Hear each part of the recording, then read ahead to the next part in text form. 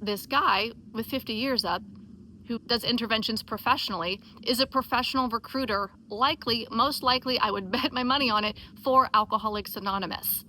He's a professional recruiter. He is a leader. He is leading people into Alcoholics Anonymous. You are leading, pal. You are fucking leading. Nothing wrong with leading, but his argument was there's no leadership within Alcoholics Anonymous, and I would say he actually is one of the leaders in Alcoholics Anonymous and has been for a long time. Hello and welcome to Sobriety Bestie Podcast. I'm super stoked you're here today for another culty comments up in the woods. It has been a while since we've done a culty comments. Honestly, I thought we were evolved past that we had talked about all the culty things to talk about that were happening in the comments. A few of you have requested to bring the culty comments back. I think it's been a month, maybe two since we've had one. And there are actually a few more principles or ways that people who are inside the AA ideology are acting culty within the comments where I think it's worth exploring. So let's look at this culty comment. Remember, this isn't specifically about the individual who is culty commenting. This is about the ideology that they're speaking through. And the intention here is to deconstruct the ideology of Alcoholics Anonymous because we're on Team Freedom up in here and we want to get free. Okay, so this person says, seems that you and a few of your followers that are commenting here refer to AA as a cult. I studied religious cults in college, and the two most important things that had to be included if a religion or an organization was to be declared a cult was that first, a cult has to have a leader, which AA does not, only trusted servants. Second, you cannot leave a cult. It could be very dangerous if you do. This is definitely not the case in AA.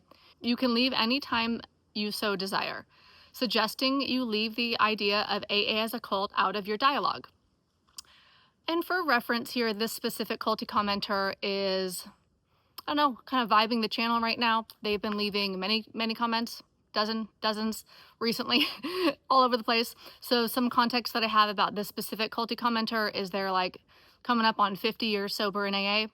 To me, honestly, when somebody is bragging about their sober time, it doesn't do anything for me. And let me know what you think in the comments. But when someone's broadcasting their amount of time sober as if it's like some status rank that I'm supposed to obey or it's an authority or something, I don't feel that way about it. I feel that the way that you treat me is how I'm going to be receiving you, not how good you tell me are or achieved or whatever. So status time in AA doesn't really mean anything to me at this point. I mean, I think that's great. Congratulations. 50 years is huge. Like that's genuinely awesome, but it's not going to change my opinion of you if you treat me like crap.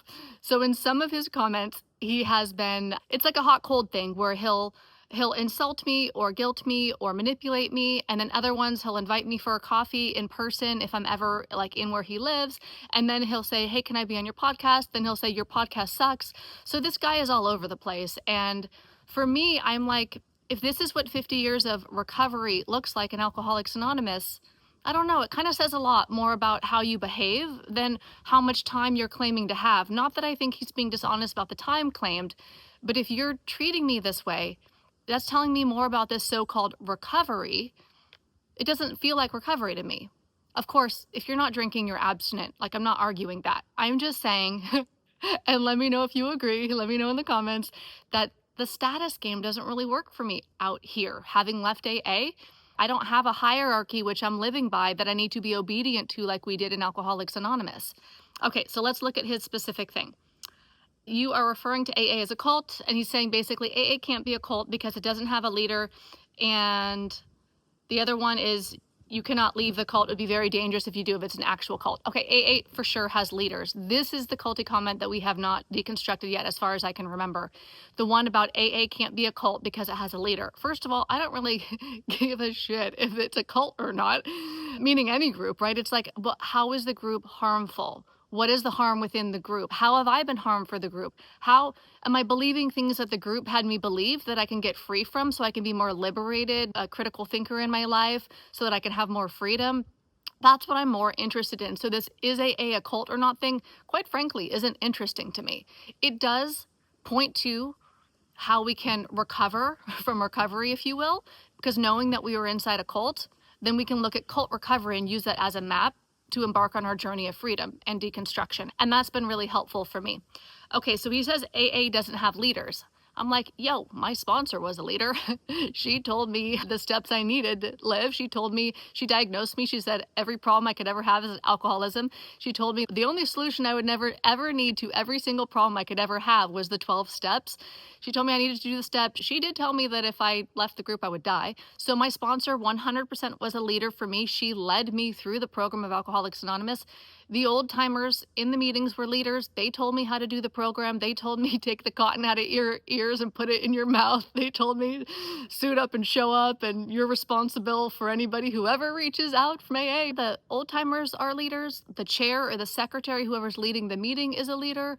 The people who speak in the meetings, especially with conviction or authority, they are leaders. There's a whole hierarchy that goes all the way up to the OG leader, the original leader, which is Bill Wilson. And interestingly, when we talk about OG leader Bill was originally in the Oxford group, the OG. So that was where the leadership came from originally. So there's leaders everywhere. You look around any meeting and there's plenty of leaders. You go to a business meeting, there's leaders. You go to intergroup or World Service or all of the things, right? There are so many leaders in Alcoholics Anonymous. I would even argue that this specific culty commenter is a leader himself. He's talking about 50 years up in AA. He works in the field of recovery. He is a professional interventionalist. You know what that means? That means he's literally recruiting for a freaking living. No problem with that, but let's be clear about what you're actually doing. So if you're an interventionalist and you have 50 years up in AA, or he's 2 months shy of 50 years up in AA, then you are likely, when you're intervening in people's life and converting them into recovery, you're likely converting them into the recovery brand that you believe in. Now, I can't be sure, this is an assumption, it's a best guess here, but if he's intervening and doing these intervention on these individuals who are getting sober or who are struggling with addiction, my guess is that part of the recovery path, probably not all of it, but part of it includes 12-step recovery, Alcoholics Anonymous or Narcotics Anonymous or something else. So in that sense, this guy with 50 years up who does interventions professionally is a professional recruiter, most likely, I would bet my money on it, for Alcoholics Anonymous. He's a professional recruiter. He is a leader. He is leading people into Alcoholics Anonymous. You are leading, pal. You are fucking leading. Nothing wrong with leading. I'm leading right here in this video for you with my thoughts. There's nothing wrong with leadership. Not at all. It's just, is it coercive control? Like, how are you leading? So, but his argument was there's no leadership within Alcoholics Anonymous. And I would say he actually is one of the leaders in Alcoholics Anonymous and has been for a long time. The other interesting point from all of the comments that he has given me is he is currently leading in the comments on my YouTube channel for Alcoholics Anonymous as an Alcoholics Anonymous member. He's trying to recruit me back into Alcoholics Anonymous. He's saying, please come back. I wish that you would start a meeting. And using guilt and other manipulative tactics to try to lure me back into AA. He's saying something like, I wish you didn't leave 5 years ago. I think I actually have that comment right here. So here's what he says. Instead of leaving 5 years ago, it would have been my suggestion. That word suggestion is control. To say it as a suggestion is like to downplay what you're actually doing. Why are you trying to tell me how to live my life? I am not in your meeting telling you how to live your life. Can you see that you're trying to control me?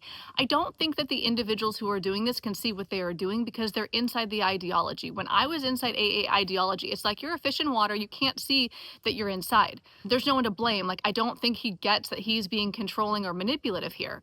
But let's just call it what it is so that we can see it, so that we can wake up and we can come back to autonomy, agency, freedom, all of the good things when we are critically thinking outside of the ideology. So he says, instead of leaving 5 years ago, it would have been my suggestion for you to start a new home group where only love and encouragement were the message to those in attendance. It's not too late for you to do that. Let me know if you do. So, okay, so he's recruiting. He is trying to lead me back into Alcoholics Anonymous while simultaneously telling me that there's no leadership in Alcoholics Anonymous. Bro, can you see what you're doing? But that's the thing. When I was in AA, I couldn't see what I was doing. I was crying on Bill Wilson's grave. I loved AA. I was recruiting people. I was talking to newcomers. If somebody said they were new at the meeting, I would beeline to them at the end of the meeting and welcome them. I would invite them to a coffee at the cafe next door afterwards. I would answer any of their questions about sobriety, which would have been answered through the lens of Alcoholics Anonymous, so it would have been recruitment. So I get the recruitment. I did the recruitment. If we're blaming AA, we're blaming me and anybody else who ever did the program, right? There's like really no one to blame in my mind. But to say that there's no leadership while you're simultaneously leading inside the comments in and of himself on my page, I can see your leadership. Right here, you were trying to lead me back in to start a home group where there was only love and encouragement. The meeting that I was to start in AA that only had love and encouragement, that would not be a meeting of Alcoholics Anonymous. Because the ideology is not only loving and encouragement. You can't separate the salt from the ocean. Like, that's not the way that it works. I mean, if you go into the ocean, you can't say part of the ocean is just water, so it's great. Not the entire ocean is salt. Just have the ocean that's only water and no salt. It's like, no, bro, that's not how it works. The other thing that he said that's very interesting is AA doesn't have leaders. It only has trusted servants. Has anybody seen 1984? Does anybody know what Doublespeak is? I just watched that movie because I am learning all the things growing alongside you as we're on this deconstruction journey, which is so illuminating, awakening, enlightening. I love continuing to expand my mind by learning lots of things. And so I just watched the movie 1984, and they talk about doublespeak in there. So it's when you name one thing like the opposite of what it is. So he's saying there's no leaders, there's only trusted servants. Bro, that's leadership. That is a leader. You can say the leader's not a leader and say the leader's a trusted servant and a trusted servant's not a leader, but that doesn't make it not a leader. That is a leader. The trusted servant is leading. By changing the name to something that sounds more spiritual or innocuous or gentler or whatever, it doesn't change what it is. The trusted servant is still leading. That is still leadership. You can call it whatever you want, but it doesn't change what it actually is. If I call a duck a frog, it doesn't make it not a duck. It makes me confused. It makes me wrong. It makes me inaccurate. It makes me look silly. It's a fucking duck. What the fuck? Okay, so let's look at a second point now, which is you cannot leave a cult. It could be very dangerous if you do. This is definitely not the case in AA. You can leave anytime you so desire. So this is not true, obviously. When we have been thought reformed, which AA ideology indoctrinates us into a new way of thinking, it's our psychic change or personality change, our spiritual awakening. And as part of the indoctrination process, we are told, now I can't guarantee that everyone's told this, but I would say most people probably have heard this, is a good guess, that if we leave AA, we are going to drink. And when we drink, we are going to end up in jails, institutions, or death. I've been in fellowships in different cities in America, in different countries. Most of my AA life was actually overseas and not in America. I am American, but I lived abroad for most of my AA life. So in the different fellowships that I was in, I always heard that. It doesn't mean it happens everywhere, but for sure it's very common. Most of us have heard this, that to leave AA is jails, institutions, or death. So no, it is not safe to leave AA. No, we cannot leave AA if we believe the ideology. If we take in what we've heard, and we know that the way that thought reform works is by the repetition. So if you keep telling us that to leave is to die, to leave is to jails, institutions, and death, a lot of us are going to internalize that. Not everybody, but the ones that do, we can't leave because we become our own prisoners. We have locked ourselves up into AA because we believe the ideology that is unsafe to leave. So our nervous systems won't let us leave. It doesn't even occur to us that we can. We get people with 50 years up saying AA is the way, I've been here my whole life, and we start to believe that that's the only viable way for us to live. We stay in AA because we're told we will die if we don't. So we have to, in order to live, our survival is tied to staying in AA. So you say AA is not a cult because you can leave anytime. Bro, you've been there 50 years. You haven't left. You literally don't know what you're talking about. That's the problem. When we're in there saying you can leave anytime, we are the ones who haven't left, so we don't understand what it's like to leave. If anybody who has left Alcoholics Anonymous, some of us leave easily. Look, I've been on the periphery of other groups that people would call cults. I left easily because I was never in. But if you were in, you cannot leave easily because you believe that to leave is to die. Some cults, it's Armageddon, it's hell, it's doomsday, it's death of some kind. It's called phobia indoctrination, and that's why we can't leave. We are holding ourselves through the thoughts we've been indoctrinated into believe, through our belief system. We're holding ourselves prisoners in AA, and we don't even know it because we believe it to be true. So whether or not AA is a cult, I think it is. I think it's clear that it is. And I really don't care if it is or not, or if anybody thinks it is or it's not. But AA doesn't have leadership and you can leave anytime are clearly not true. And so his response to this, which is another culty comment, but it's a vibe that we get all the time. So let's just really unpack this one. He says, wow, sounds like you were hanging out with a few militant AA people, which of course have always been around.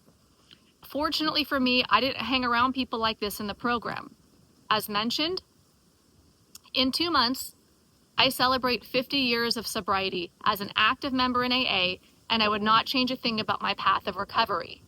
No, it's not militant AAs that tell us that we're going to die if we leave. It's the actual ideology tells us we're going to die if we leave. It's repeated all the time.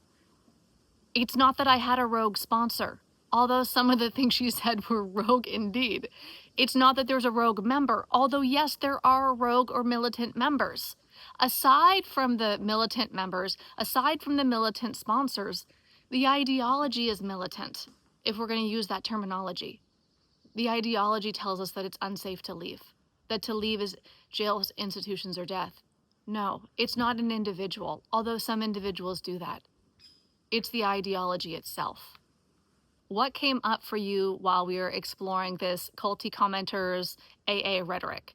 Did anything pop up into your head? Did it awaken anything to you? Did it trigger anything into you? Let us know in the comments what came up to you or what thoughts or experience you have with any of this stuff. AA as a leadership is a new thing that we haven't really touched on. And I think it's really worth unpacking because there's a lot of leadership in AA. In my experience, I've never been to an AA meeting where there wasn't any leadership at all. The 12 steps lead you to God, right? Which is going to save you from your so-called disease that does push-ups in the parking lot. So the entire thing is led. There's like 12 steps is the book. It's all leading us somewhere. There's a lot of leadership. Let me know what you think in the comments.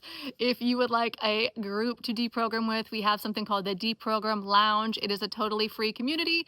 We have Deprogram Zooms where we come together and unpack AA ideology. We're starting topics now for the month of September. We also have a Deprogram book club in there every month. So if you want to join the Deprogram Lounge, I will drop the link below. And I wish you so much peace and so much freedom on your deconstruction journey. And I can't wait to hear your thoughts in the comments. It's not about what I think. It's not about what this culty commenter thinks. It's about what all of us think. So I always love reading through the comments as much as I can so I can gather everybody's perspective. And I feel like I'm better for it. And I hope that has benefit for you as well. So, all right, take care and I'll see you in the comments. Bye.